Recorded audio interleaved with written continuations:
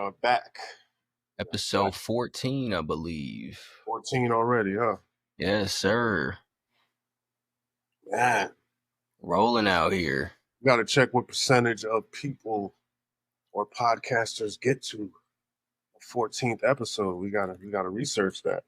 Probably not many, but I know our next benchmark is 21. 21. What happens at 21? Yeah. Yeah, what's supposed to happen at 21? I guess. So we talked about it before, but it's 90% don't make it past the first 10.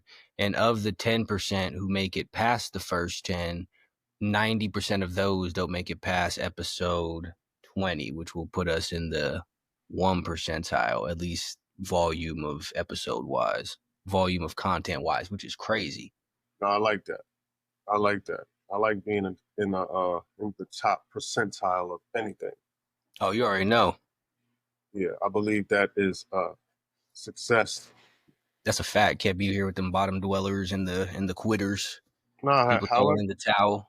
yeah, however you want to quantify it or quantify the outcome, the process has been perfect, That's a fact.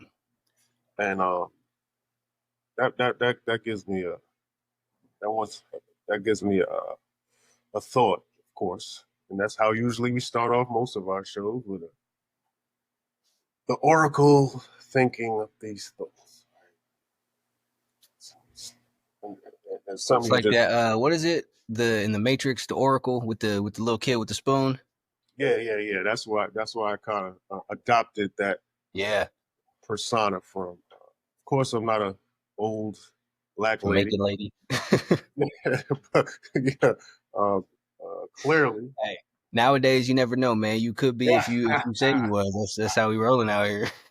Yeah, nah, but some of her qualities, her intuitive qualities, kind of rubbed off on me. So I will adopt the oracle as I am talking to the one and only Yoda, of course, Fitting.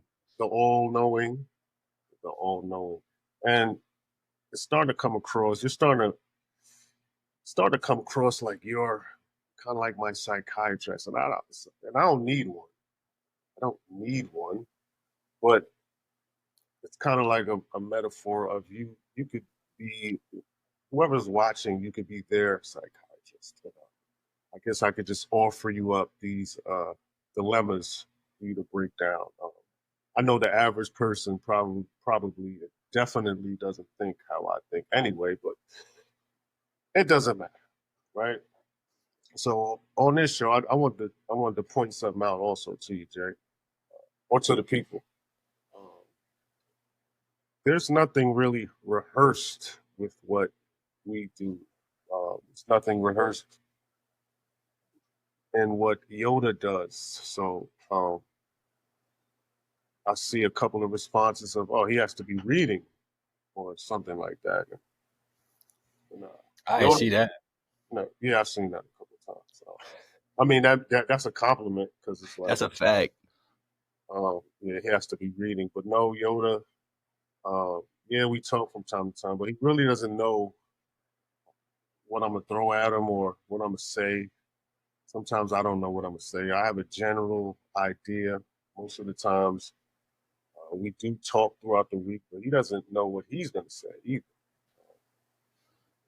It's not rehearsed. He's not reading. I'm not reading.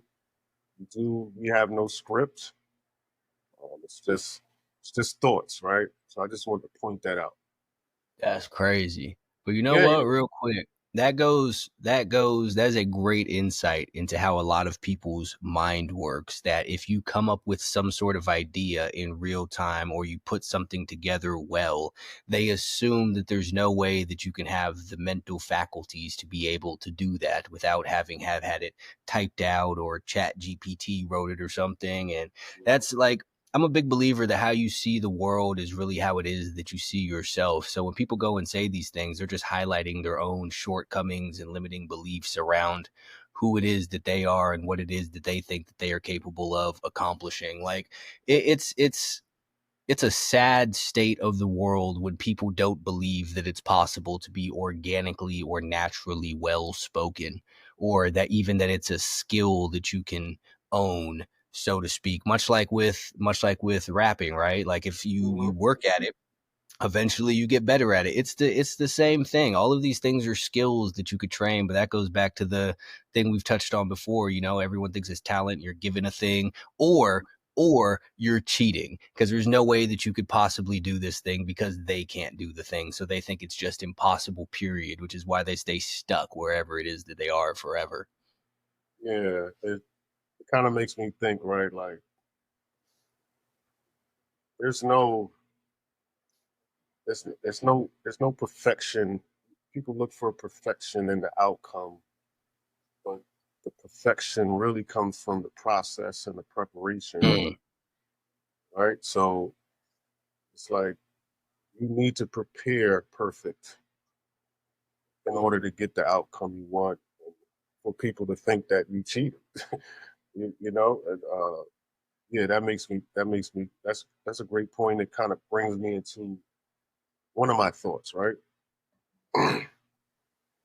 So a couple of days ago, I I was imperfect in my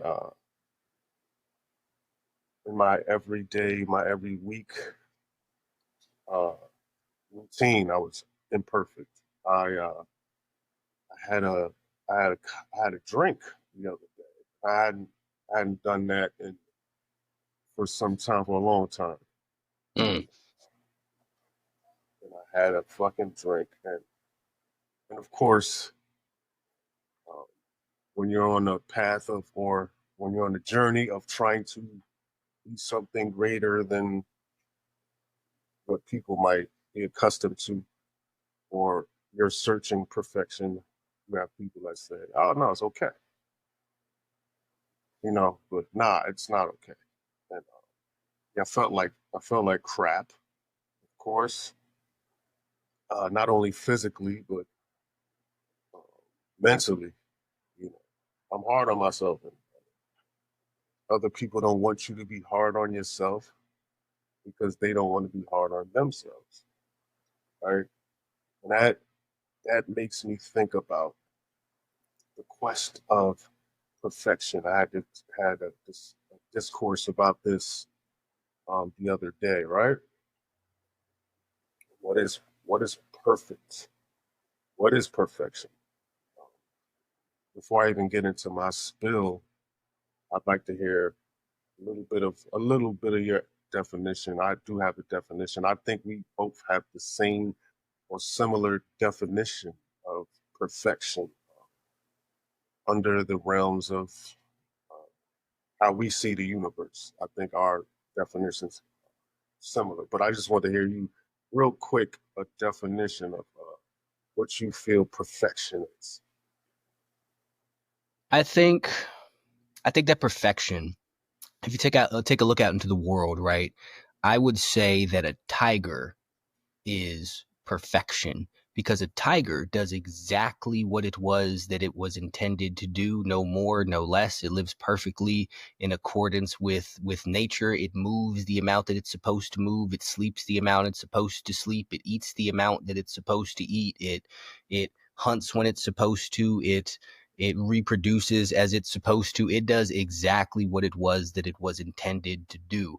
And Mhm. I think that most people have a weird surface level definition of perfection, where we going with the tiger still, they have an example in their head of what a tiger is supposed to look like. So they will say a tiger that deviates slightly in its orange, or its stripe pattern is different, or maybe it's bigger or smaller than the rest of the tigers, is imperfect, right? Maybe this tiger's walking around with scars or chipped teeth or whatever the case may be. But that's a simple-minded way to look at it. The tiger, in and of its own existence, is perfection because it's existing exactly as it's intended to exist. And I think that the same thing is applied, or can be applied, to humans. Anyone who is existing exactly as they are supposed to exist, and going along with the accordance of nature and what is intended, is perfect. You might look a little bit differently than some other people. You might be taller, you might be shorter, you might have blemishes or whatever the case may be, you might be losing your hair, anything along those lines. That's all cosmetic nonsense. It's all into your actions and living in alignment. And anyone who is in alignment with the universe, the laws of the universe, so to speak, is perfect, at least by my definition. By our definition. Uh, yeah, we follow the same philosophies. Of course, we wouldn't have this show if we didn't. That's a fact. We don't have to agree on everything, but we see things very similarly. Um, I might add, and yes, that is also the way I see things. So, first off, I'll start by naming this, and that's why I wanted you to kind of give me a little definition so I could cook up a name real quick for this pod. So I'll name this pod The Perfect Storm. Mm. Yeah, I like that. Yeah, that's fire right there. Yeah. Uh, just piggybacking off what you said, man, and I'll start my little monologue or whatever you want to call it to start the show off. Uh, so perfection, right? And I'll take my time because I really got to get through this. Right? There is nothing in this world that is perfect. If you're going by the common understanding or definition of the word perfect, Mm. right? So, under the common understanding, this means free of faults or defects. Under this context, it is impossible to be perfect as a human being, but this is not the universe's definition of perfect. When things go according to nature, and by nature I mean the natural order of things, you live, you die, scrape your knee, you bleed, plant a seed, it grows, etc., etc. In life, when the natural order of things flow the way they're intended to be, that is perfection. Like Jay said, the lion, the stripes, the tiger, the stripes, all of that. It's the way nature is intended to be. And the flaws, the blemishes, the imperfections, that help that helps to make that perfection. So with this understanding, it is achievable and obtainable to be perfect.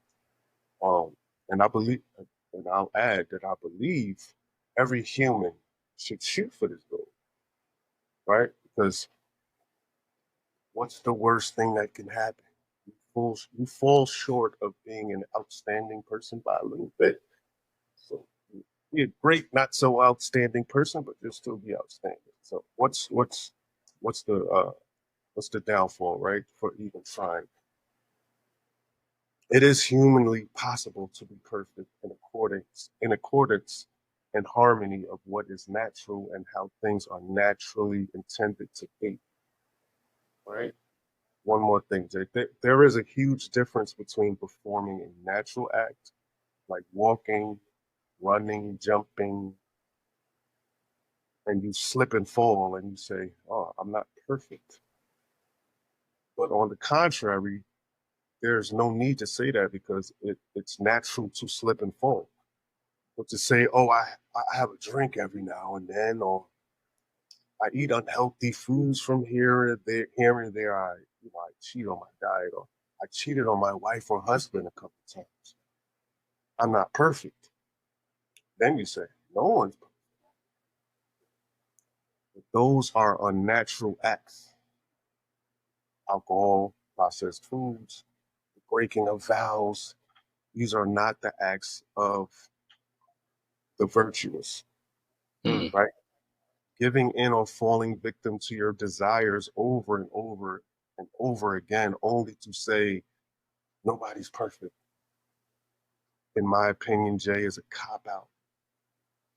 Not only a cop out, a way out of a basic human expectations you have, or a basic human expectation you know you're falling short of.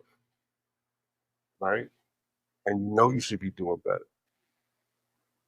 And I'll let you chime in, but I'll leave it with this: you are the you you are the worst version of yourself because you're not perfect.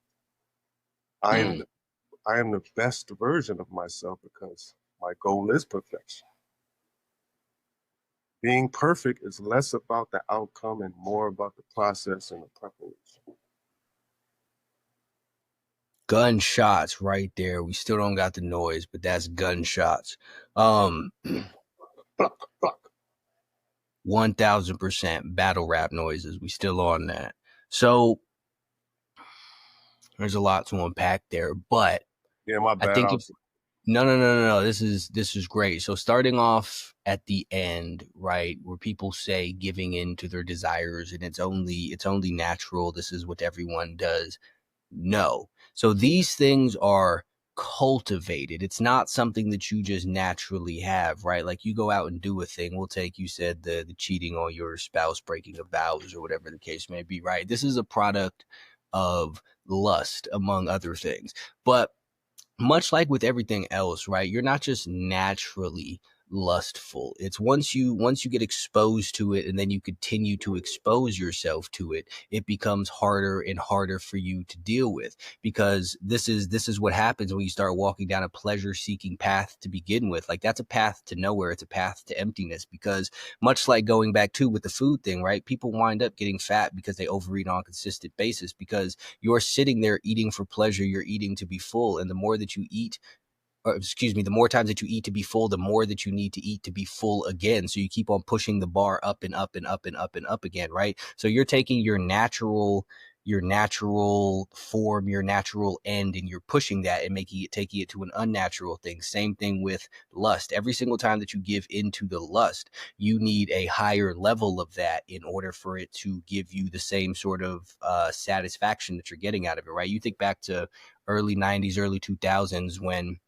people were kids, they had you get the Playboy magazines or whatever. You got the whatever Victoria's Secret catalogs or whatever. You see a picture of a naked woman, and that's just like, whoa, this is crazy, this is insane. But eventually, you become numb to that, and it wrong, doesn't have the same effect anymore. It's when people start wrong. seeking out videos, and then this is part of the reason why porn is so damaging, right? You wind up going down this rabbit hole of degeneracy because just in the beginning you watched a little video of two women kissing and that was crazy, but then you get used to it, and then you want all this other stuff, and that's when people start seeking out all of this weird shit, and you have these Yeah, weird outlandish yeah, fetishes, and you need this, and you have 87 different types of kinks, as people like to call yeah, it. And this is how people wind up getting into shit that no one should be watching, period, because you yeah, need the novelty, right? Because you've overexposed yourself to the thing. Overindulgence in anything is a problem. This is why, if you look at the seven deadly sins, right? It's not murder, it's not theft, it's not robbery or assault or anything like that. It's lust, it's greed, it's sloth, it's gluttony, it's any forms of overindulgence in your most base of desires, because this is what's ultimately going to lead to your downfall with stuff, right? mhm, And but again, these aren't natural things. These are things that you naturally had a boundary for, that you pushed by you continuing to go after it and by continuing to prioritize what felt best over what was best. This is actually going against your nature, right? If you even look at humans as a species, it's like humans and dolphins or whatever are the only species that have sex for pleasure. But the more that you do it, the more that you need to do it. And this is where you wind up in the weird realm of breaking your vows and saying, oh, it's because I'm only human. It's not because you're only human. It's because you strayed from the path of humanity that you were meant to walk. And now you're off in this unnatural direction, because going back to what we were saying before, you're staying in accordance with the laws of nature, in accordance with the laws of the universe. And what that is truth. And then the lying, the cheating, all of that is going against what's natural, because it's against what's true. So you're stepping outside of that. And this is not you just making a mistake because you are human, or you being not perfect. Like, everyone's not perfect. You are deliberately doing something against what it is that you are meant to do. And that's how people wind up as all of these things, right? So people sit there, wind up lazy and whatnot, because you're deliberately going against your own nature. People, just like every single other animal in this world, is meant to move around and be active. Again, that could look like different things for different people. Everyone doesn't have to be a bodybuilder. That's perfectly fine. But nobody is meant to be slothy except for a sloth, but people aren't sloths. So you're not living in accordance with your nature doing that. Same thing when you overeat. and we talked about this briefly before, but if you only eat natural foods, chicken, beef, eggs, rice, potatoes, fish, turkey, vegetables, fruits, it's damn near impossible to overeat. Like the quantity of those foods It that is you would need to, impossible. It is that's what I'm saying.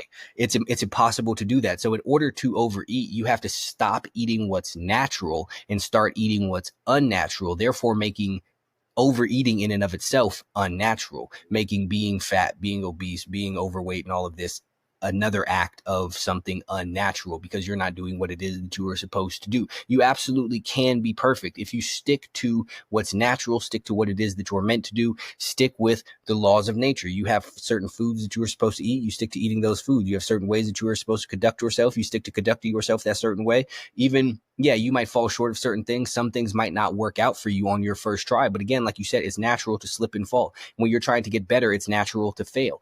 That's how it goes. This is a part of the process. The path is not going to be perfect. The path is not free of debris, but the path being covered in degrees is the path being what it's supposed to be. Therefore, the perfect. debris, the obstacles, and the roadblocks are perfection, and you're meant to interact with those. Absolutely. And Gunshot. gunshot for real. It kind of makes you think when you are giving these when you're given these cliches like I'm not perfect, nobody's perfect. What are they for? Mm. What are they for? It's a way out. That's what the fuck that is. It's a way out, right? So I don't like way out. I don't like a way out. I But want a way out. nah, you shouldn't. But not only is it a way out, it's a way to encourage people to stay stuck where it is they are. Because Yeah, from the time that you're little, they set you the standard of you can't be perfect. No one can be perfect and all of that. So then people just naturally don't strive for it because they were talked out of it. And as a whole, again, we go back to the game within the game, conspiracy sounding stuff, whatever it is that you would like to call. This is what most people want. And all of these things, or not most people, but the powers that be want is for people to stray away from what is natural, what is best, so that they go towards the unnatural, because that makes them consumers, that makes them products, that makes them compliant, and that makes them slaves, for lack of a better term. But there is no better term because it's slavery. People wind up slaves to the unnatural medications, to the unnatural foods, to the unnatural order of things, to all of the pornography, to the video games, to the TV, to the all of the escapism, to doing everything but what it is that they are supposed to do. to all the real imperfections of life. Those are the real imperfections of life. And if you want to look at it clearly, that's what they're selling you, imperfection, right? Everywhere. You just broke it down. We are consuming imperfection and then giving a way out to say, nobody's perfect. I ain't perfect. It's okay. Let me sell you some porn, right? Let me sell you some alcohol. Let me sell you some bad food. Because if I sold you perfection, you wouldn't want any of those things. I can't sell you that. So I got to sell you this, right? And this is the reason, Jay, I don't like schools. Mm. Because you get a perfect score, you're perfect. But what about the natural process? You feel what I'm saying? Mm-hmm. If a kid displays effort and resilience in the forms of preparation and performance, then to me, he or she is perfect. To me, uh, the outcome can always be cheated and manipulated. That's what people don't understand. The outcome does it could be perfect, but it could be cheated. Uh, Mm-hmm. yeah, because I could cheat on the test. I could cheat on the test, right? If you're in school, you could cheat on the test. Don't get caught and get a perfect score. But the kid who prepared for a perfect score, the kid who prepared for a perfect score, he can now take those qualities and become a better human. Now, on the flip side of that, conversely, the one who cheated learns nothing, but he learns one thing, right? There's not many penalties for cutting corners or looking for the easy way out, and that's what school kind of teaches. Yeah. It doesn't praise the process. It doesn't praise the It person.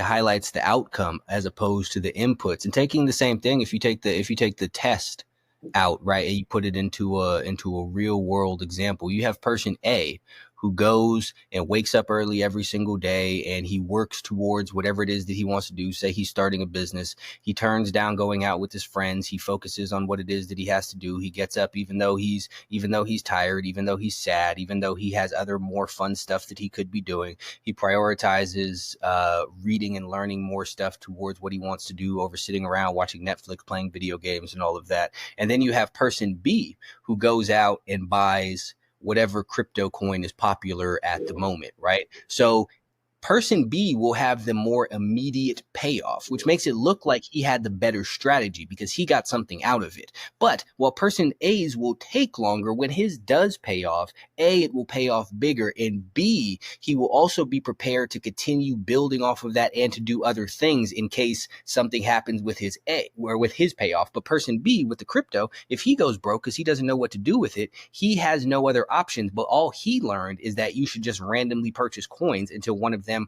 pops like it does. So he's spending his whole life waiting on the gamble because that's what was reinforced to him as is what he got out of something rather than what it is that he put into it. And because he got a big reward with very little input, it also reinforces the idea that it's okay to not work hard and do something and you'll still get something out of it. Much like you have people who go to school and naturally do good at tests Yeah. and they listen a little bit. It's like, okay, cool. Answer. And they don't have to study for anything. So they are getting reinforced saying that they are better than everybody. They are smarter than everybody with very little effort, which for in the moment, in the short term, that might pay off a little bit. That might help them out with something. But in the long run, overall, their ceiling is much lower because they weren't taught or they weren't shown that what you put into something is what is truly important. They're just focused on what it is that they get out of it. So they get that 100% and they think, woo, I did great. Well, it's not about the 100%. It's about what you went through to get the 100%. Yeah. Uh, that's very accurate. And I'd even add on to that and say, I've said this before, Jay. I'm not I'm not married to the results. I'm I'm engaged to the process. Right. So I'm all in on the process. When I'm working on an album and I'm putting my everything into every bar and subject matter and the choice of beats and the flow of the album and all of that. It's one thing to be. I'm not worried about the results. Give a fuck.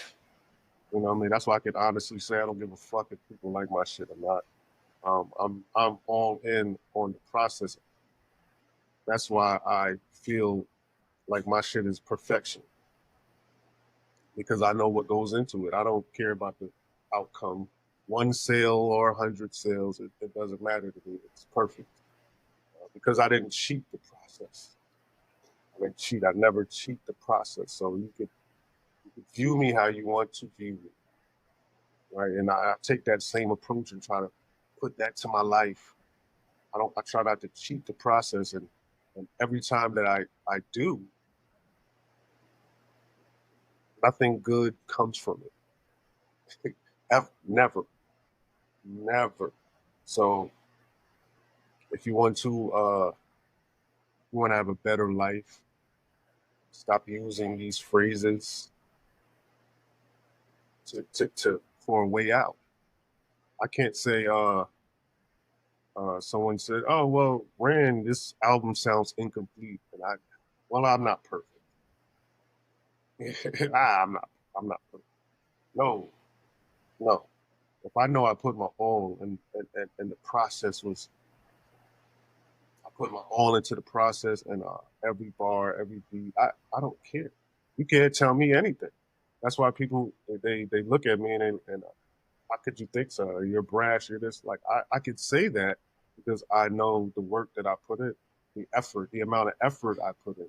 So I could say, I ain't nobody better than me. I'm the perfect rapper. I'm the best that ever lived because I know what I put in into the process. One last thing about that specific subject, Jay. I mean to harp on it, but it is an interesting subject, right?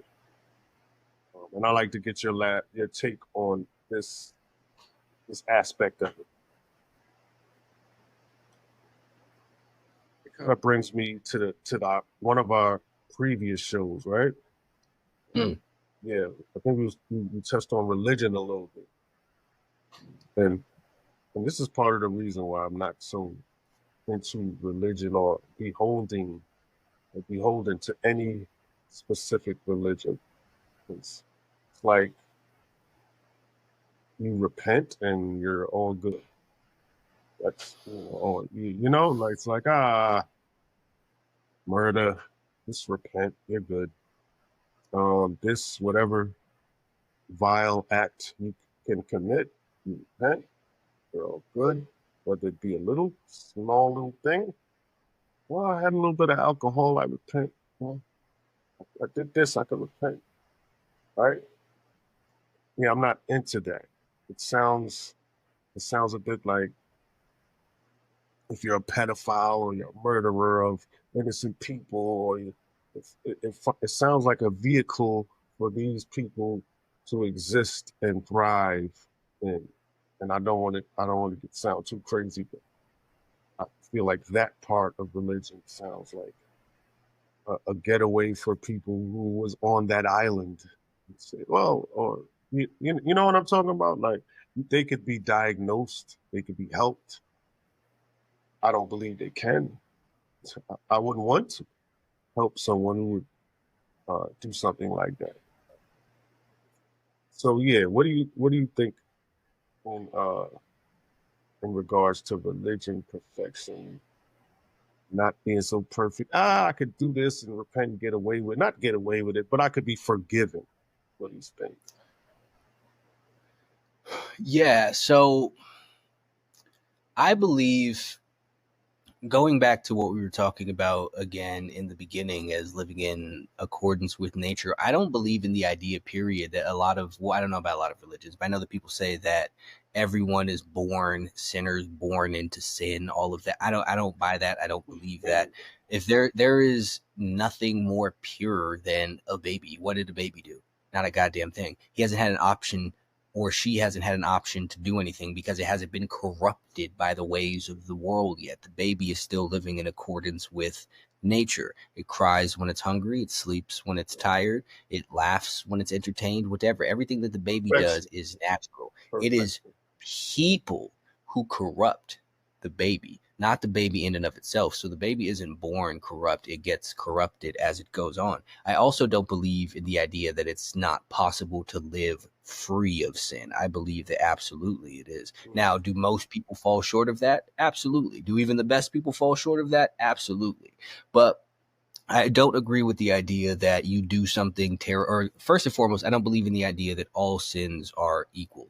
I don't. I know some people push that. I don't believe that Maybe tiny bit. 100. There is a very big difference in stealing because you're broke and you need something to eat, which, yeah, that's wrong. Absolutely. I agree with that. But there's a very big difference in stealing because you're broke and you need something to eat, and murdering your neighbors because you don't like the way that they park their car. There's nothing remotely level about those. So I don't believe that they're all on the same playing field. And I don't agree with the idea that you can just repent and then everything will be forgiven just based off of the act of asking for forgiveness. I believe that you can redeem yourself Yeah. from doing things, but I believe that that level of redemption is subject to the level of misdeed to begin with. Like, it will take a lot more to redeem yourself for stealing food than it will for Mm-hmm. murdering somebody, than it Mm-hmm. will for that weird island shit, right? And some things I do believe are as a whole not redeemable, period. And that, to me, that goes with just acts of cruelty.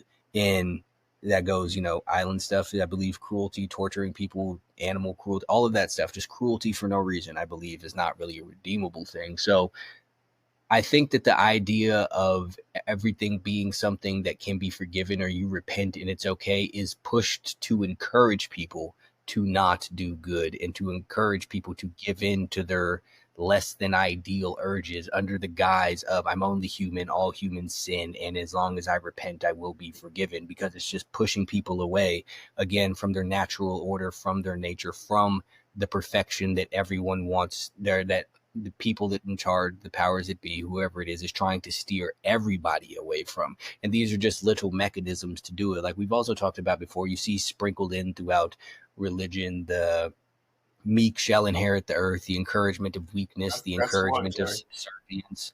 That's Huh? that one right there. Could you dive in on that one? Because that just came to my mind the other day. Meek shall inherit the earth. Could you break that down? Because I know what that's about, but I want you to I want you to articulate that. So it's again, it's these little things that they throw in there to encourage people to be Yeah, far less than they could be. Like yeah. the some I said something the other day, I don't remember exactly what it was, but somebody responded with God loves the weak and all of this stuff. And it's like, this, I understand why this is a comforting thing for you to believe, because it makes you feel better about your own weakness and shortcomings. But that's the problem with it, is that it makes you feel better about your weakness and your shortcomings, so it discourages you from ever trying to do something about it. Remember that comfort shit we talked about? See, exactly. There you go. And that's the thing. You know what? We're on this topic here. This is probably a very controversial thing, but people go into the religion, they talk about God, they talk about the devil, and they talk about all of these things, right? If we're going what we're talking about, comfort is the tool of the devil. There's a lot of things in religious texts that push the idea of this comfort, like the meek shall inherit the earth, like the glorification of subservience, like you can do whatever you want and then say Ooh. sorry for it and it will be okay. Like that sounds like someone trying to trick you into doing evil, right? So I think that if just another avenue for people to look at, maybe a lot of these religious texts were written by the opposite of who it is that you believe them to be written by, and under the guise of this is your Lord and this is your Savior saying it. Because even a lot of the stuff with God is vengeful and wrathful and petty and all of this shit, like none of that sounds very godly or divine. At all. It's just a really weird thing to believe. In the same sense, like we talked about adversity, I believe in adversity being a gift. But what's strange to me is when people will say, well, God gave me this incredibly mentally challenged child to test me. Okay, cool. But what about the child? Like, why would that be a pawn in this? You know what I mean? Like, it's one thing to be you given adversity, but to sacrifice someone else to be the tools of your growth seems less than divine to me. It's just my own personal perception on that idea. And it sounds like if I was the other party, if I was the evil half, rather than just trying to get people to do evil, it seems like it would be much more effective to paint good as evil.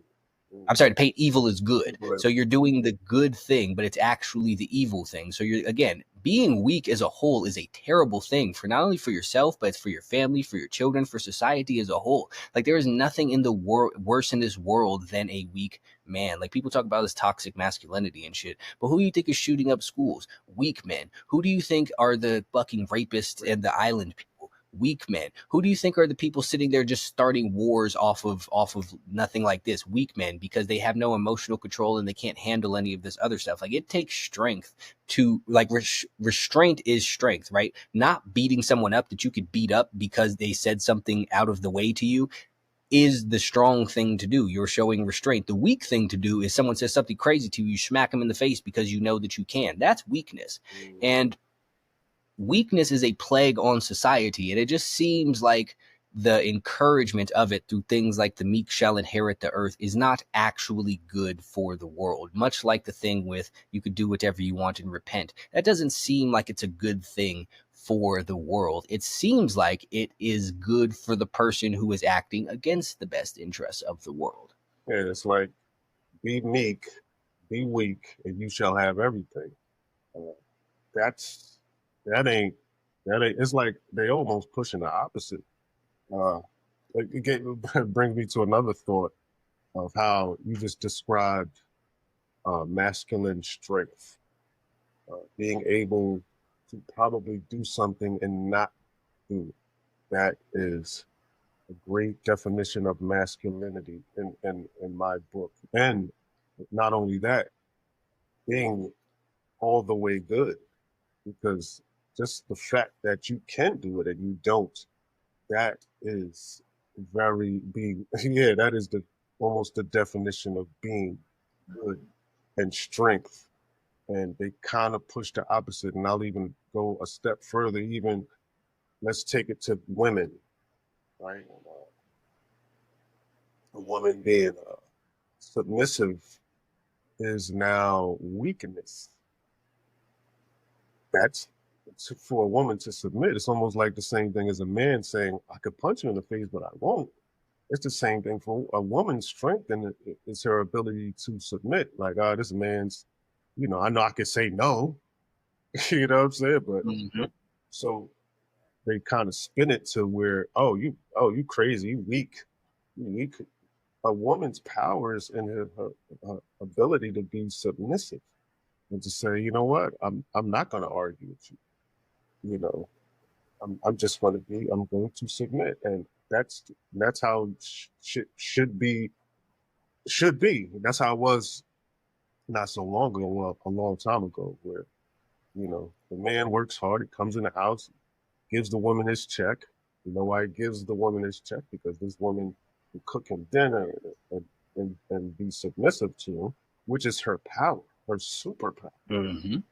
Her superpower. So even pushing the fact that women shouldn't be submissive and men shouldn't be masculine, you're directly breaking up the natural ways of the universe and how Order. the natural order of how things should be. And that's just another way of attacking perfection, right? Because like we said earlier, they can't sell us a whole bunch of imperfection if they want us to be perfect. They want us to be meek. The meek shall inherit the earth. They want us to be meek because only a weak person would look at TV and see something, a cheat code, and want to buy it. Oh, I could lose 100 pounds with this pill. Mm-hmm. Only a meek person would fall for that. So no one strong would fall for. They want the easy way out. They want to eat right, and what did we say earlier? You can cheat on a test and get 100% and not get caught. That's the easy way out. And Yep. you get rewarded for that in school, though. If you don't get caught, you get rewarded. Even if you do get caught, what happens? So you get sent to the principal's office. Oh no. Cheat better next time. Yep. Basically, right? So the penalties of cutting corners are not severe, right? So only and that's why I wanted you to harp on that meek shall inherit the earth, and no, the strong shall inherit the earth. Right? Not only not inherit the earth, control the earth. Right. Right. Because even the idea of the inheritance is a weakness thing. Yeah. It's given to you, and this is what people want, though. Is all of this stuff? It'll just be handed to you, and you got to look how it's pitched. The meek shall inherit the earth; it will be given to you because I didn't even peep that. It's all of the language around all of this stuff just encourages weakness, it encourages subservience, it encourages looking for handouts. And going back to what you said too in the power in submissiveness, even if you look at it'll be the same people who will argue against that, who will say it's a strong man who could take directions and be corrected and stuff like that. And it's the exact same thing, right? Like when you're doing something and somebody calls you out on something that you're doing, you have to be a strong person to sit there and take that and be able to look at yourself and say, man, that's correct. I am fucking up. I am flawed. I am walking in the wrong direction. So it's the same exact principle, right? Just applied to the opposite sex, because it takes strength to say, I'm going to allow you to guide me to where it is that, because I trust you. Like, trusting is an act of strength in and of itself. Absolutely. So all of these things are shows of strength. It just so happens that men and women show them differently. But then they want to sit there and take it and strip all of this shit away and act like it's bad and act like you're bad for wanting to be guided or led by your husband or whatever the case may be. And somehow now this is a problem because you don't want to go run around doing all of the stuff that men do. So they took this and they corrupted this and they turned it against everyone in the world. Because again, even back in the day, I saw a thing back in the day, right? Like you could work at Radio Shack and you could have a house, you could have a car, you could have a whole family with a dog and all of that shit. And you go home, you make your check, your wife pays the bills and whatnot, buys food and makes sure that everyone has the stuff, sets the doctor's appointment. And then they took this and they corrupted this and said, no, you should be working too. Otherwise you're less than. They doubled the workforce so that they could half the pay. So now you got whole entire families of people working, still barely able to afford shit, doing much more than they were before. Like the fucking cashier at Best Buy before was supporting a whole ass family. I don't know if Best Buy was a thing, but was supporting a whole ass family. I know what you mean. Yep. I knew you were going there, and I totally agree. They sold women a bunch of malarkey about masculinity, going against the natural order of things, to get women out the house and to trick women into working, and this is just more income or another version of a consumer. Now we can sell them stuff. We can sell them stuff when it was in the house, or whatever they were doing inside the house, or taking care of the kids, or what could we sell them? What could we possibly get out of them doing this? Now, if we sell them this, men are toxic. Men who are masculine that's toxic. A submissive woman is weak. What makes you strong is getting out there and working, buying your own shit from us, of course. That's and guess what? We get to take your kid now, and then we get to place your kid in school and teach them exactly what we want to teach them. Put them right. I mean, it's right there led for you, just to, and like you said before, that a normal income, one man could work and he could take and have a nice house and make a nice living for his woman and his kids or whatever. Right? So you got to think about, why is that not so now? Right? Why do me and my wife now have to work? Right? And that alone creates a friction between man and woman, even in the house, even if you are married. That's friction right there, right? And everything he sees, everything she sees, everything he sees, and she sees, it's based on separating the two mentalities of masculinity and submissiveness, right? Everything they push towards us is to break this natural order of the universe. See that? Yes. And then what they did was they went and tricked people again out of the natural order thing to act in the opposite of what's best for them by convincing people that their natural superpowers are actually an issue.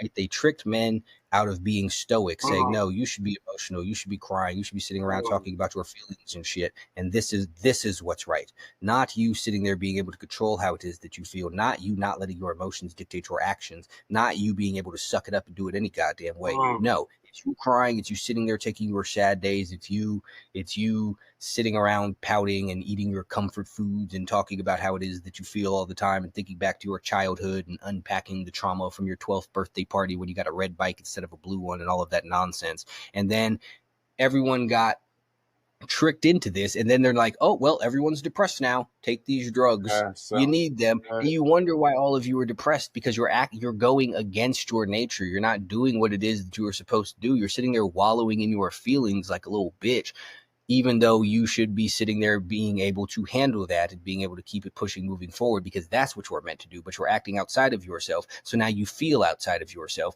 And of course, here they come to help you out with their drugs. Same thing in the opposite for women. You doing this is not what it is that you're supposed to do. Instead, you're supposed to be doing what the men are doing. You're supposed to be strong like it is they are doing. You're supposed to be out here leading companies and doing all of this nonsense. So they're running around trying to do that. And then they also wind up depressed because it's harder for them. And this is where they sit there and get to complaining, well, like it's set up for men to do all of this stuff. It's not working for us. And then they have the issue with this because they're going against what it is that they naturally do, competing in someone else's natural arena. So of course they too wind up depressed and on these pills. And you have double the amount of workers, again, going back to what it is that we said before. They don't really up anybody's pay, but they up the price of everything. So now everyone has to keep working. So all of you are now trapped in this. They tricked you into thinking that you should go into this. And now that you're there, enough of you were there that they were able to double the price of everything. So you're stuck. Now you're trapped there because you fell for the little carrot that they was dangling in front of you, thinking that was what was going to pay off. Because again, they tricked you out of your nature. They tricked you out of the natural order of things. They tricked you into imperfection, and they tricked you into thinking you can't be under the natural order of things, right? And it's interesting because when you're being imperfect, it makes you feel like shit. It makes you feel like shit. But it's not sold to you as so. It's sold to you as joy. It's a fucking slice of cake or whatever it may be. They sell it to you and they wrap it up in a nice bow. Where after you do it, you feel like shit.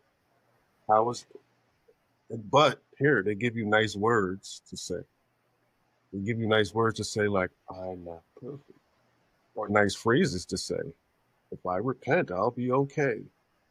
Right? To make you feel better about feeling like shit. If you notice. But when you do things in accordance, in harmony of the universe, you feel great. When you give to the needy and not brag about it, or you go exercise and walk the earth and put your feet on the ground and dive in some ocean water, you know, catch a fish and grill it, and all these things make you feel good. All these things make you feel good. Eating shitty food don't make you feel good. Drinking alcohol don't make you feel good. Right? Complaining don't make you feel good. Stressing doesn't make you feel better. All of these things that you do outside of the natural order doesn't make you feel good. You were just tricked into thinking it does, or it was sold to you as such. Here, take this pill or Ozempic, whatever it may be. You take the pill, you might lose weight, but you feel like shit. And half the times you look like shit. But you go to the gym, the natural order of things, working your body, moving your body, you feel better about yourself. But that's not sold to you. Those things are not sold to you. They don't sell you these things. And nowadays I'm just thinking they found a way to try to intercept the natural order of things like put grass fed. Now they take these terms and they turn it into something beyond beef. And now they got to make money. They see certain people try to do better, and what they try to do, they try to make income off of people trying to do better. Well, guess what? I got this gym. I got this certain gym. You do this exercise. Buy this off this. You see an infomercial of this thing you could do in your house, and you get abs in 6 minutes. Or I mean, this beef is not that good. You got to get this grass fed, or nah, you got to get beyond beef. You can't just eat vegetables. You got to eat these type of things. Let me make some money off of you trying to be perfect. So now even the people trying to be perfect, they can now try to make an income off of you. So that's why you have to be. Everything has to be natural. And I'm not just saying your food. Your way of thought has to be natural, right? And that's how you can try to stay away or try to not be tricked into these things, because now they're trying to even make income off of you living the right way. You made me think of a thing in going to the natural, unnatural thing, right? Like you say, the alcohol, the eating shitty foods, and all of that stuff, right? The complaining, all of these things, while you're drinking, while you're eating the shitty food, while you're complaining, Might feel you good. feel good. Yeah, you might But feel when you're good. done, You feel you feel like shit. See, then you flip it to the opposite end though, right? Like say you go on a hike. The hike is natural. The hike during the hike sucks. But when you get to the destination, you see the nice waterfall and all of that stuff. It's an amazing feeling. It pays off, What is it? right? When you go, Is it perfection? it exactly is perfection. Man, It is when you go to the gym, it doesn't necessarily feel good while you're doing the workouts. But once the workout's done, you get to look back and be like, man, I did that shit. And you feel real good about yourself, right?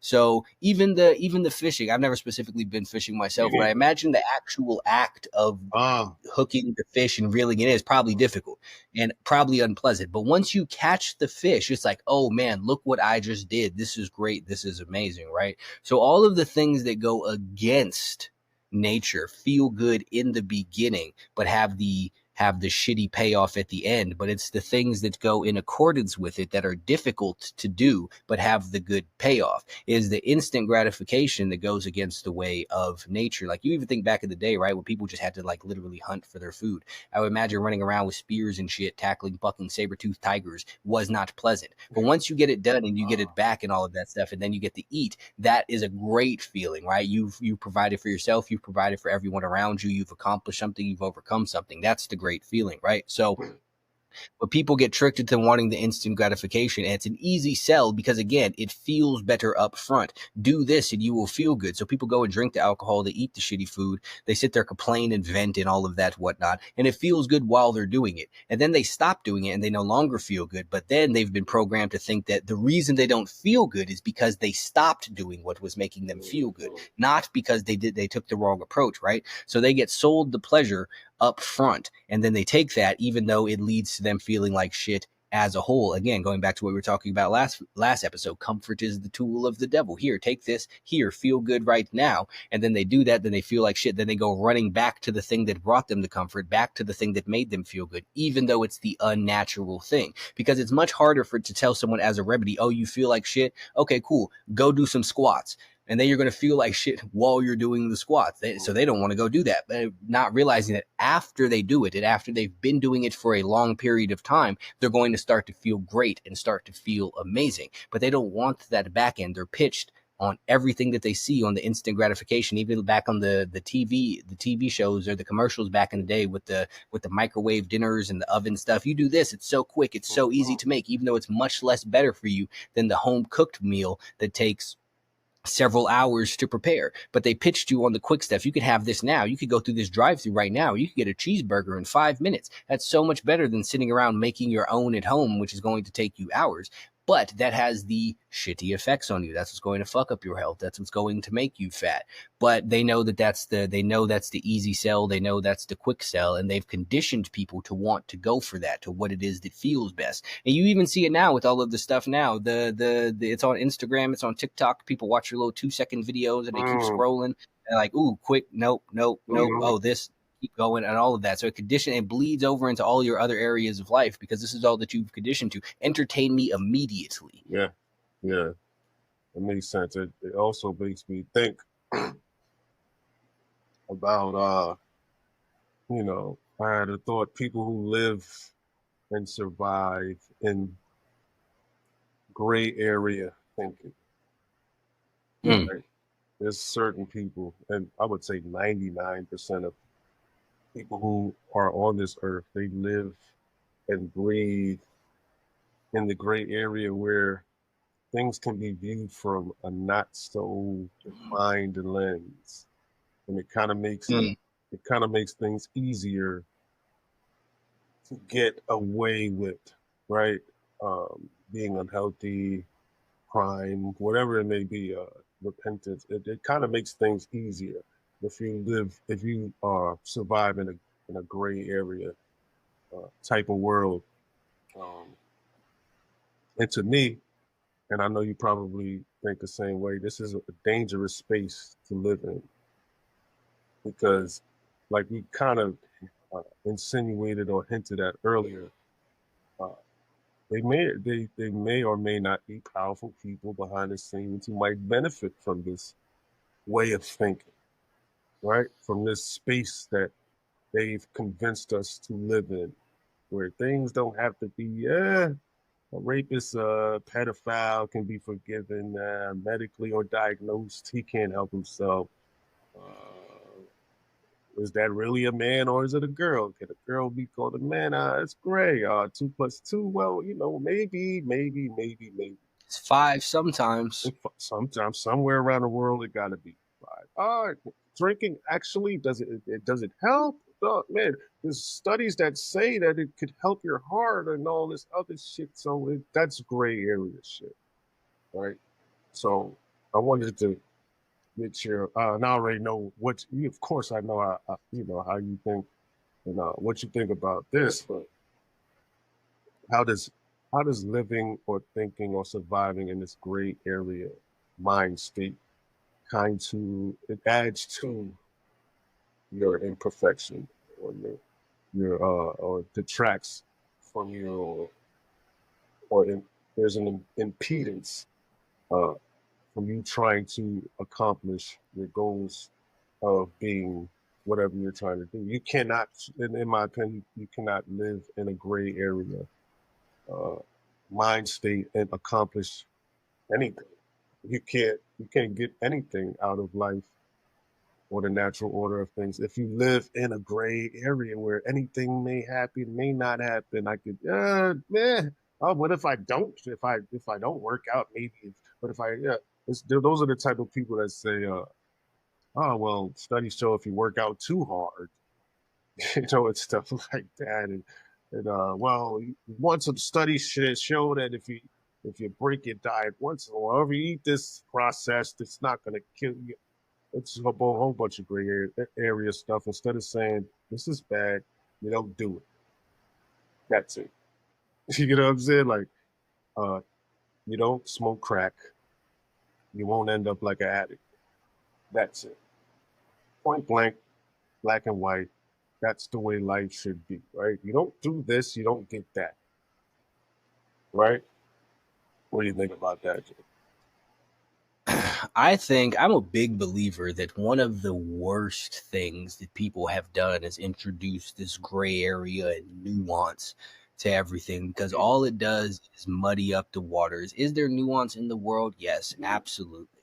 However, when you start thinking like this and taking these into your everyday considerations, this is where you wind up in an area unable to truly do anything, and anything could be whatever the case may be. Anything could be anything when you start introducing all of these little grays to things. This is why you need to operate black and white, binary, yes or no. Do you work out? Yes. Do you get up early? Yes. Do you drink? No. Do you do drugs? No. But people want to sit there again exactly like it is that you said. Well, science shows that if you have one drink every once in a while, here's the thing, man. If I go do heroin once collectively, I'll be fucking fine. Yeah, if I go smoke crack once collectively, I'll be fucking fine. But what people don't realize is that's the problem. If I go smoke crack right now, nothing's going to fucking happen. But what I've done now is show myself that it's okay to smoke crack sometimes. And I'm going to go smoke some more fuck because it felt great and nothing bad fucking happened. So why not go smoke some more crack? And this is the slippery slope to you winding up becoming a fucking dope fiend because just once wouldn't hurt. If I don't work out tomorrow, are all my muscles going to atrophy? No.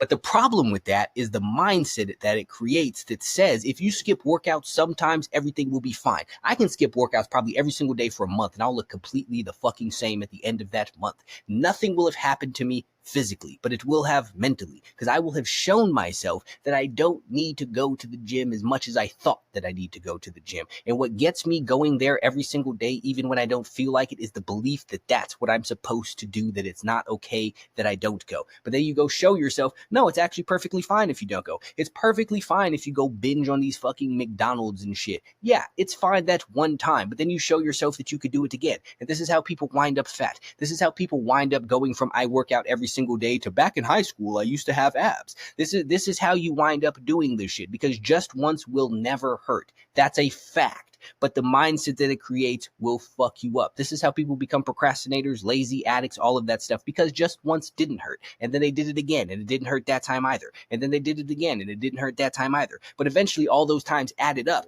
and it hurt. Now they are crack addicts. Now they are emaciated and anorexic. Now they are 600 pounds. Now they are broke as fuck. Now they can't stop cheating on their girlfriend with prostitutes or whatever, because they didn't get found out that one time. So that time they didn't found out, it was okay to go do it again, because she's not going to find out the next time either, and she probably won't. But one of those times she will, and then she's going to find out that it's been all of this other shit, and you've dug yourself into a hole that's so deep because none of the individual shovel things made a hole, but all of them added up together to create some shit that you can now barely fucking climb out of. This is the problem with it. And it's also a problem too when people want to sit there and get outside of the black and white, the binary, right?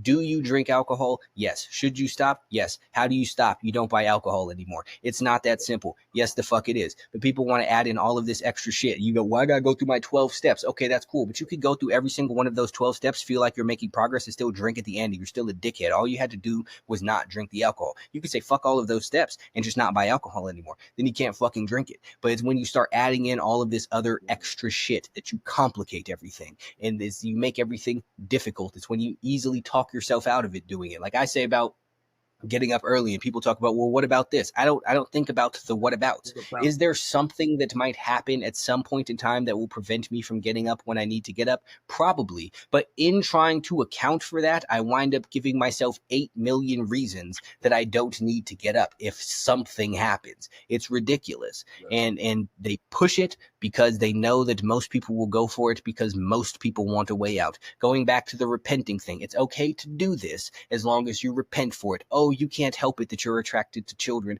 Oh, you can't help it that you think that you're truly a woman, and that's why you hang out in the bathrooms and wear the wigs and all of that weird shit. You couldn't help it. It's just who it is that you are. Yes, 2 + 2 is 4, but it really hurts you because of your trauma. So just for now, we're going to say that it's 5. So because everyone should feel good about everything, all of that. No, some things are, some things are not. We live in a world of facts, and when you dilute facts, you go against, again, the accordance of nature. You go away against the natural order of things to make people feel good because they are uncomfortable with the facts. Mm-hmm. And that is how you wind up imperfect and fucked up. Yeah, it makes you think about that that kid I mentioned cheating on that test. He gets away with it. What does he gain, right? Yeah, he passed. Yeah, he got away one. Yeah, he got away one time, right? But what did he learn? Right? It's the kid that, like I said, preparation. That bust his ass studying. He didn't get the outcome he wanted, but he got the tools needed to survive in the world that we are trying to build and help build. In the world that they're trying to tear down with all of these mediocre cliche sayings like, as long as you try your best, you don't have to be perfect. Gray area, right? Don't be so hard on yourself. That stuff. And it kind of makes me think about not our last episode, one of our episodes when we talked about manipulation, right? I don't know how all this shit ties in, Jay, but it really fucking does. It really fucking does, man. You can't listen to people's verbiage. You have to read the room and watch actions, right? Because if you listen to these words, and abide by these words, you're not going to get where you need to go, right? You have to watch the room and watch the actions, man.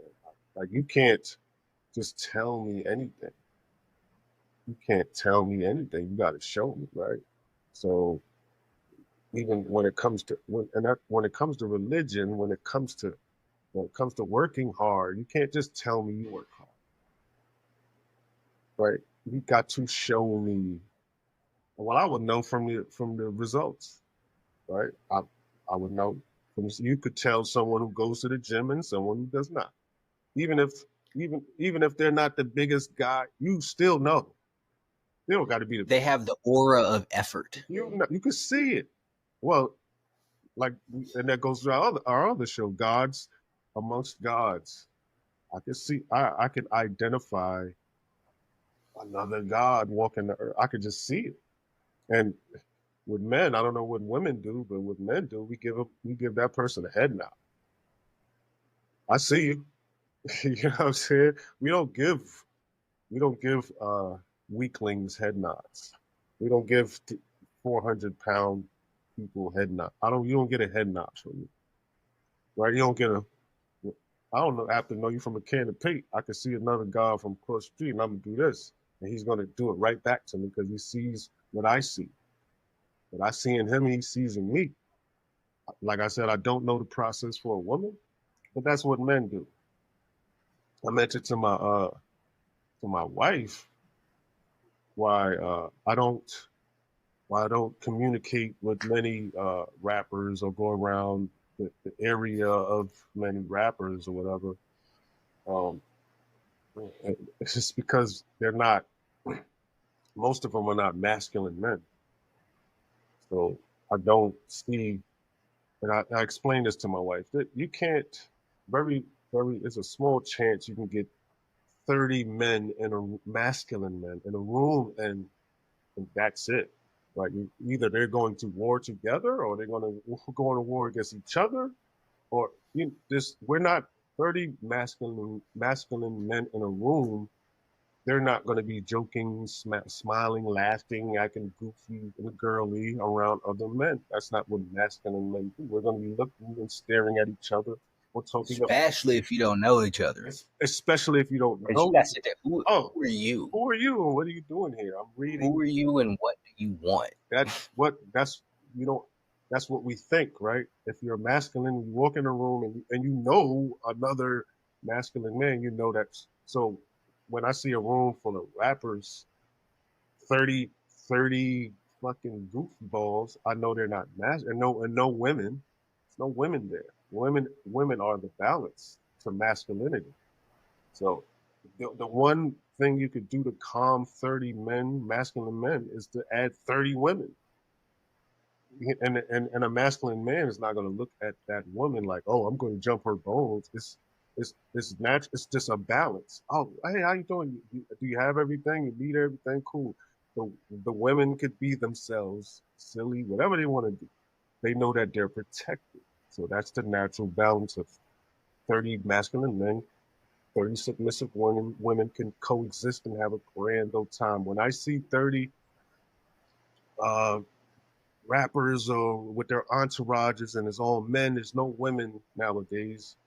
They used to call them groupies, but that's just a derogatory term for women admiring strong men, right? But that's not a fucking groupie. It's what women do. Like, you see a dope ass man rapping and he's fucking talented. Duh, I want to be around this guy. But the men have turned into women. And now, even with women rappers, you don't even see women around women rappers. You see men. So men are now the new admirers of other men and other. Oh, but That's not the way masculine men move, right? So when I see a room full of fucking guys smoking, fucking laughing, and dressing with Giggling and shit. dressed all with colorful clown outfits on, and I don't see masculine men. And and if I do, I know who you are. You know what I'm saying? And we sizing each other up, and that's how that works. Not that we're enemies, it's just that that's what we do, right? So that'll be my answer to why, Rand, why you don't? Because I don't like, in Jason's terms, bitches, men who act like bitches. And I'm not saying women are bitch. I'm saying bitch. You're a bitch. You're a bitch. That's why I don't be around, right? So I don't even know where that rent came from. I was discussing with my wife, but I don't like I don't like a bunch of bitch ass motherfuckers. That ain't my thing. Yeah, so I mean, you see that for the most part. I always think that it's weird in any space. Like, you take the music space, the people who associate with everybody. It's like that's weird to me. You know, like, or you see the freaking YouTube people and it'd be like they all hang out together. It's like, that's weird. Why y'all also just Why? in this big ass group all of the time? You know what I mean? And I feel like the more solid that you are, the less people that you can associate with naturally, because no one wants to hang around all of the like weirdo shit. It's not saying there's anything wrong with laughing and joking. Like, we sit here laughing Yeah, and joking about yeah, shit, but it's two of us. It's right, not a big ass room full of a bunch of random ass right. people that don't nobody know. That's fucking weird. And when you sitting there running around in a room full of a bunch of people that you don't know, being a goofball like a fucking weirdo, then that says exactly who it is that you are as a whole. And you'll see this too. Like, you talk about the rappers. Like, I don't know the motherfuckers, but you can see how certain people move and how certain people conduct themselves. You can tell who's on what and who's not. And that's is very obvious to people who know things. Like, a dog will always bark at another dog, but he looks Yeah, at the birds and shit confused. yeah, So yeah, it's the same premise. Like, you can't fool a dog about who's a dog. yeah. I only mentioned that the rappers as an example. It could be a room full of anybody, right? Yeah, it could be a room full of anybody. I know jokers when I see it, and like you said, it's not the fact that you're joking; it's that the fact it's just the fact that who you're joking with means everything to me. And yeah, like I said, like if I see 30 masculine men cannot be in a room by themselves for an extended period of time because me and you know what will happen. You know, eventually. Unless these are people who all have some sort of established Yeah, relationship. yeah. No, I mean that you don't know. Yeah, yeah, no, That that's you don't yeah. know. It's only It's like, what we got going on here? Who is yeah. y'all? Either we're going to war together. We go make it understand who we going to. We need an opponent. Like you know, that goes back to our last uh, op. You need an opposition, right? That's what if you put 30 men with 30 masculine men in a room with no goal or no reason, no purpose. We both know what's going to happen, right? We're going to be biting each other's heads off, or it's going to happen, right? We need a purpose. We need opposition. We need to be like, and going back to the imperfection thing in the natural order of the universe, to me, that is the natural order of the universe for a masculine man to be have a yin and a yang. We need to be around women and only unmasculine men. Like, for instance, that same 30, that room full of 30 unmasculine men, if you add 30 women to that room, it's a disaster. You know, it's a fucking disaster because now it's men getting too touchy because their imperfections, their desires, they have no control over them because they're not masculine. So now there's like, oh my god, there's women in the room. Can I touch? But you know, she likes me. It's fucking goofballs. Now if it's 30 masculine men, it's like it's naturally the order of things. How are you doing? Are you okay? Do you need anything? Okay, I'm gonna leave you alone. I'm gonna be over here talking to this guy. If whatever you need me, and let the women, hey, I like that guy. You know, a man shouldn't be fawning over a woman. Fucking that's not masculine, right? So you know, Especially when there's a group of other men doing it. yeah, come, That'd be the craziest thing to me. I mean, men shouldn't fawn over other men. That's what basically what I'm saying is like, what the hell are we doing? I'm not saying admiring. I'm saying fawning over and and such things. That's why I don't. That's why I can't be around because uh, conversely, what you said that who wants to be around a bunch of goofballs, but the goofballs also don't want to be around masculine men or someone who's going to counteract that goofballness and like, yo, man, what the fuck you doing, dog? Like, who wants to be around that guy too? Like, yo, man, don't do that. Like, don't touch her. Don't do that. Don't say that to her. Don't. You know what I'm saying? Like, who wants those Mm-hmm. men around anyway? You know, it's like the goofballs want to have this world to the meek shall inherit the earth. They want this They want shit to do for their weirdo themselves. shit Yeah, unimpeded. unimpeded, right? It's crazy how we spun that back around. But that's what we do. Game within the game. That's what we do. But it's crazy. It's Gunshots. gunshot. It's crazy how the meek want us gone so they can have this shit and do whatever the fuck they want to do. And it's crazy how women you wishing for this stuff until you get what you want. All these you want this. Do you really want this? Do you really want these masculine, perfect men gone, or do you want these sensitive, imperfect men here? Because See, and again, see this goes it goes back to the other thing with the alcohol and stuff, right? In the moment, the dude who's sensitive and touch with his feelings seems lovely because you get to talk oh, this and he empathizes with you and you get to share how it is that you're feeling inside. This all seems great right now, but then something happens and he's a bitch and completely fucking useless. It could be a big thing, it could be a small thing like your car breaking down or something.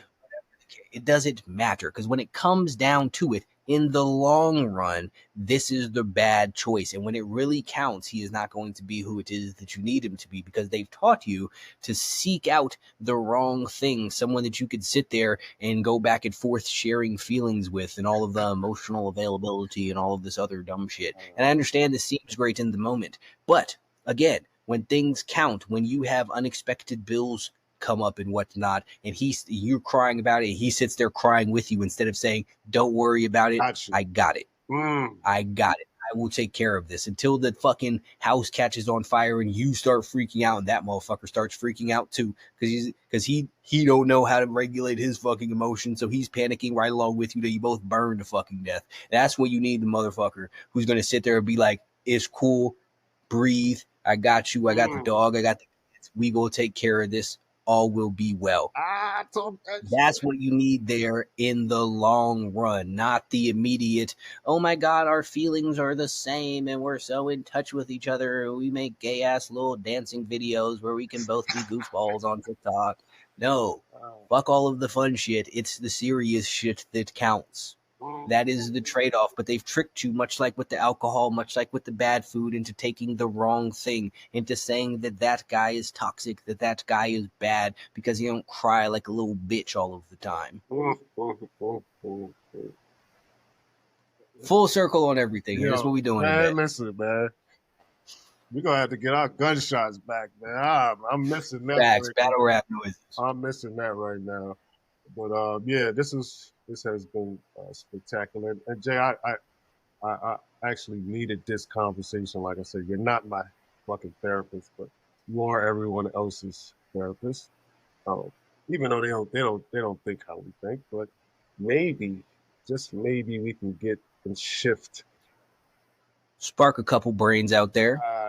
Critical thinking, man. Let's practice some discernment here and get you thinking a little bit more critically, even at the stuff that you're not supposed to be thinking about, like religion. Oh, you can't. No, no, no, no. Oh, God. Can't question these things. These things, like, okay, but why not? Like Jay earlier questioned whether I was like, oh yeah, but I was like, oh yeah, they're gonna get on Jay ass for this. But guess what? If you critically think about it, it's like, yeah, dog, yeah. What if someone else you tried to spin it as evil, good, good, evil? What if? What if? We're spitballing, and why are we not allowed to? Here's here's the thing. Here's the thing. Not being I hate this term that people use with the red flags, but not being able to ask questions about something should be a red flag to you. Ah, Because then the question comes, why can't I ask questions? Because if you're speaking truth can be questioned all infinitely. day. It's the lies that have the border of the questions. It's the lies where the questions come too far. So anyone who's telling you that there is a thing and you are not supposed to question it is, even if unknowingly, pushing you lies. Because again, natural order, you can ask questions. Yeah. You can infinitely follow a trail of questions, but you look at the stuff, the popular narratives that you can't question. You couldn't question COVID stuff. Why not? You can't question the weird gender ideology shit. Why not? You can't question certain religious things. Why not? And the reason always, or at the very least, appears to me, I'm just an observer here, appears to be that there will be a wall where you hit with the questions where they can no longer answer them, because once they start getting up to the questions that can't be answered, the whole entire thing falls apart. So they don't want you to question it, period. That's why you get labeled a conspiracy theorist when you ask certain questions. That's why you get labeled a bigot when you ask certain questions. That's why you get labeled as a blasphemer when you ask certain questions, because they have that wall right there. You can't ask past this, or what we're selling you falls apart. Yeah. This is what it seems like to me. I'm just here. I don't know. I mean, we're presenting things for you to critically think about. That's all. We're not saying it's one-sided. It's just something to think about, man. And it's just something to think about, man. Why not, right? And Jay, this is what separates us, right? I've been thinking about like what kind of we've been separating ourselves from the pack of uh, motivational speakers or conspiracy things and talking about the deep state, all this other. I think we've separated ourselves and with our content and the way we attack things and present things, and we just started. So, ladies and gentlemen, we are still figuring things out. But the one thing we are not still figuring out is the process. We know that it takes a level of preparation and thinking and discipline, right, for the process. So, but we're still figuring this thing out, and I've been noticing, Jay, that we're separating from the pack as far as what is being said, what the content sounds like, and the delivery, everything. As we grow, I could see this. I don't know, like we said before. Don't want to dwell on the outcome, but the process with you has become is dope. It's become something I look forward to. So yeah, facts. Let's just keep doing what we're doing. Game within the game. I like I said, I look forward to each week. Um, People don't know, each week is always a process. It's always an obstacle, and we always figure out a way. Again, like we said before, the path is supposed to have obstacles, and you're supposed to figure out a way around them. That's the natural order of things. A fully clear path is unnatural. It is imperfect. Come on. Come on, Jake. Come on now. Come on. What we doing here? What we doing, boy? What we doing, man? Yo, man, look. Hold up. This is the thing that you said before. This is you say you don't know how it is that we circle back to these things from all of these other episodes, how we just randomly, completely unplanned, wind up tying all of these points together back to the original point, because what we are saying is facts, and facts can follow an infinite path of questions, and they will always lead you to the proper place.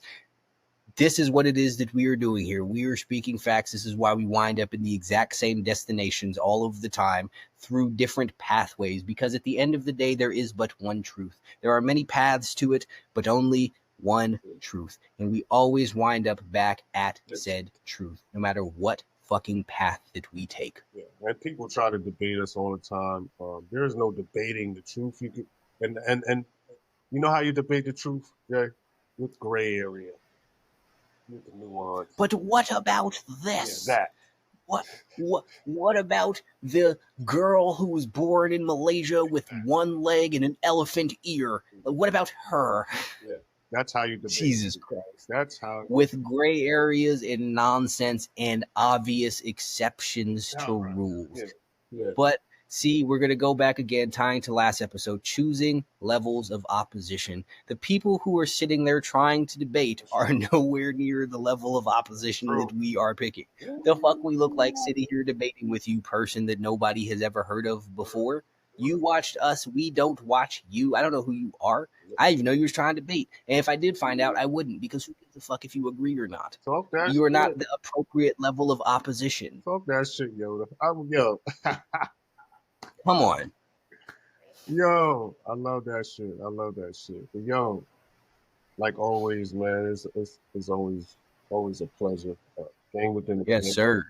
The Oracle bending spoons, Yoda floating across mountains like a fucking nomad, like a genius nomad he is, with a fucking garb, a wool garb and leather sandals and shit. Just fucking.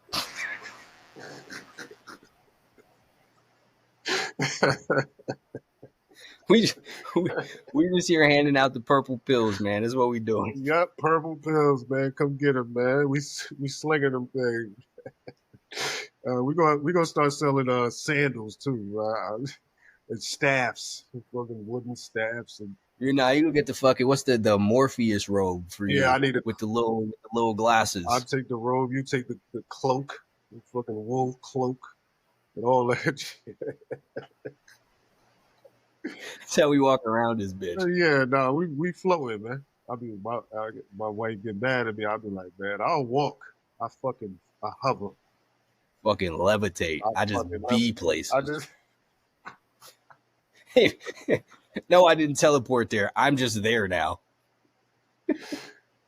Oh man, I'm just there, man. I don't know how I got there. I'm there though. Don't even matter. I'm just here. I'm here. I'm there and I'm not there at the same time. You're looking at me. You're not looking at me. I'm talking to you. It's all happening It's all simultaneously. yeah. You gotta love it. Right there. You don't got to wrap your head around it. It don't It even just matter. You happens. can't understand it. That's just how it is. It just This happens. is just the ways of the universe. This is what happens when you tap in and follow the natural path, the natural order. That is perfection. Ooh, you stole my line. You stole my line. You stole it. You got that. All right, Yoda. You got that. You got that. Game within a game, motherfuckers.